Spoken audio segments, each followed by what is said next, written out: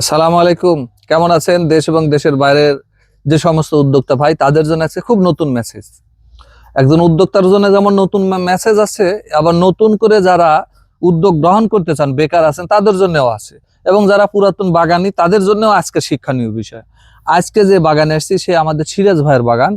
ইনি একজন বিখ্যাত একজন কৃষক, কৃষিবিদ না কিন্তু কৃষক। তার কাছ থেকে অনেক শেখার আছে আপনাদের জীবনে। তার জীবনকে ডেডিকেশন করে দিয়েছে কৃষিকাজের মধ্যে দিয়ে, কিন্তু তিনি বাণিজ্যিক কৃষি চাষ করেন।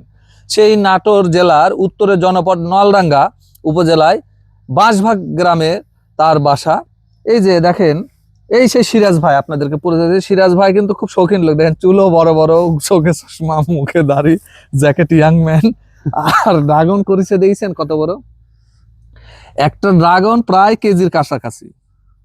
এখানে কিন্তু কোনো হরমোন ব্যবহার হয়নি। এটা আপনাদের ধারণা থাকতে পারে যে হরমোন ব্যবহার করে বাজারে ফল বড় করা হয়, কিন্তু এটা হরমোন ছাড়াই কি প্রযুক্তিতে উনি এই ড্রাগনটি বড় করেছেন, ওনার কাছ থেকে আমরা আজকে জানবো। হ্যাঁ সিরাজ ভাই বলেন।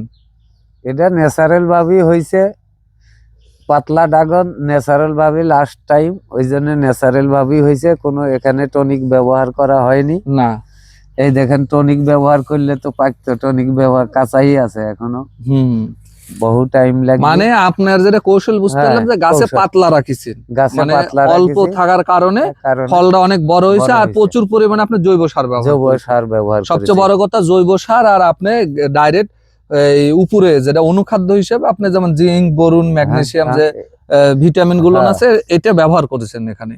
আর যারা আমরা ওই একবার সার দিয়ে চলে গেছি, জৈব সার, আর গাছেও স্প্রে দেই নাই। স্প্রে মানে যে ক্ষতিকারক জিনিস সেটা না, কিন্তু স্প্রের একটা মাধ্যম। স্প্রের মধ্যে দিয়ে এখন যদি আপনি একটা বোতলে বিষ রাখে যদি গায়ে লেবেলে যদি লেখেন মধু, তাহলে তো ওটা বিষই থাকবে, ওটা মধু হবে না। স্প্রে যদি আপনি খারাপ জিনিস ব্যবহার করেন, তাহলে ওটা খারাপ হবে। আর এই উদ্ভিদের যে অনুখাদ্য, জিঙ্ক, বোরন, ম্যাগনেসিয়াম, এটা তো উদ্ভিদের খাদ্য। এই খাদ্যটাই স্প্রে করা আছে এখানে, ডাইরেক্ট ফলের উপর স্প্রে করেছেন হ্যান্ড স্প্রে দিয়ে। এনপিকে ফার্টিলাইজার, যেটা অনুখাদ্য, যে ফার্টিলাইজার, এটার কারণে ফলগুলো বড় হয়েছে। এটাই হলো মূল মন্ত্র। আরেক শ্রেণীর অসাধু ব্যবসায় আছে যারা দেখা যায় অর্ধেক সবুজ অর্ধেক লাল, ওটা কি, ওটা হরমোন দেয় না? ওটা হরমোন দেয়। আচ্ছা, ওটা কি, ওরা হরমোন ব্যবহার করে? টনিক। ওটা কি স্বাস্থ্যের জন্য তো অবশ্যই ক্ষতিকারক।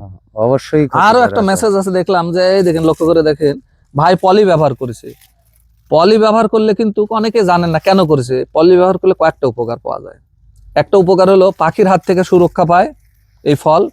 আর একটা বিষয় সেটা হলো যে ফল দ্রুত বড় হয়, কারণ দেখবেন পলির ভিতরে এক ধরনের ময়েশ্চার তৈরি হয়, ঘেমে যায়, রস তৈরি। আমরা যখন পেয়ারাতে যখন আমরা পলি ব্যবহার করতাম, তখন পেয়ারাগুলোর আকার আকৃতি ভালো হয় এবং বড় হতো, কি ভাই?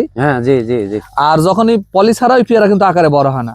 ড্রাগন ফলেও যদি আপনারা ব্যাগিং পদ্ধতি করেন, পলি ব্যাগিং করেন, তাহলে কিন্তু এই ফলগুলো খুবই বড় হবে। সেই ক্ষেত্রে যে কারণটা হলো যে এখানে কালার ভালো হয়, পাখির হাত থেকে সুরক্ষা পায়, ফলও বড় হয়। ফল বড় হয় কি জন্য? এখানে ওই যে ঘাম সৃষ্টি হয়, বাষ্প সৃষ্টি হওয়ার কারণে ভিতরে একটা ময়েশ্চার সৃষ্টি হয়, রস থাকে, ভিজা থাকে, রোদের যে একটা ইয়ে থাকে, এর কারণে এই ফলগুলো কিন্তু একটা বড়। এটাও কিন্তু একটা কারণ।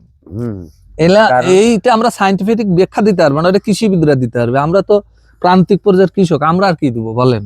আমরা এটা করে উপকার পাইছি, এটার ব্যাখ্যা দিলে কৃষি বিভাগ দিবে, কিন্তু এটা আমাদের আবিষ্কার, কিন্তু এটা কৃষি বিভাগের আবিষ্কার না। ব্যক্তি উদ্যোগে ওই সিরাজ ভাইয়ের আবিষ্কার, ওই আতিকের আবিষ্কার, হ্যাঁ, এরকম 2-4 জন যারা আমাদের মতন কৃষক আছে, তাদের আবিষ্কার। কৃতিত্ব তাদের না, কিন্তু এখানে এই কৃতিত্বটা আমাদের কৃতিত্ব। এটা ঠিক আছে না?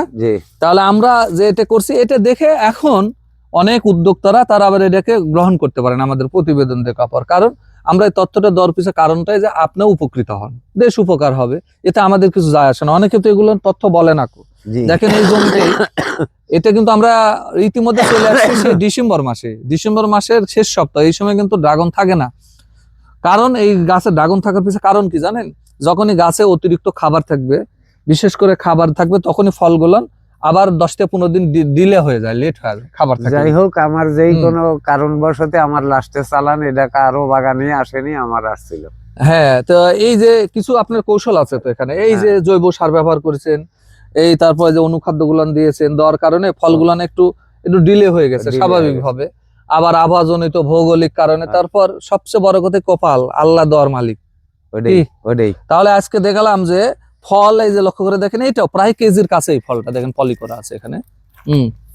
ফলগুলো কি দেখেন, এখনো কিন্তু কাঁচা আছে, পলিব্যাগিং কাজে ভিতরে ঘেমে গেছে, এটা পলিব্যাগিং এর মাধ্যমে এটা করা আছে। তাহলে ফল শুধু হরমোন দিয়েই যে বড় করা হয় সেটা না, তার যদি পারফেক্ট খাবার দেওয়া হয় তাহলে সেটাও কিন্তু বড় হয় ফলগুলো। দেখি একটু আরো একটু আপনাদেরকে লক্ষ্য করে দেখে আমি, এই যে ফল দেখেন, ফলগুলো সব বেশ আলহামদুলিল্লাহ বড় বড় ফল এগুলো ফল। এদিকে আসেন, এদিকে হ্যাঁ। একটা লাইনে খুব ঘন আছে।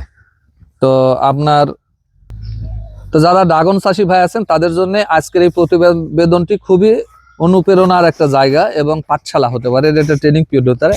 তাহলে কি হলো, আজকের এই প্রতিবেদন দেখার পরে আপনারা লাইক এবং কমেন্ট করে সাবস্ক্রাইব করে এটা ছড়িয়ে দেন গোটা দেশে, আরো শত শত এরকম উদ্যোক্তা সৃষ্টি হবে।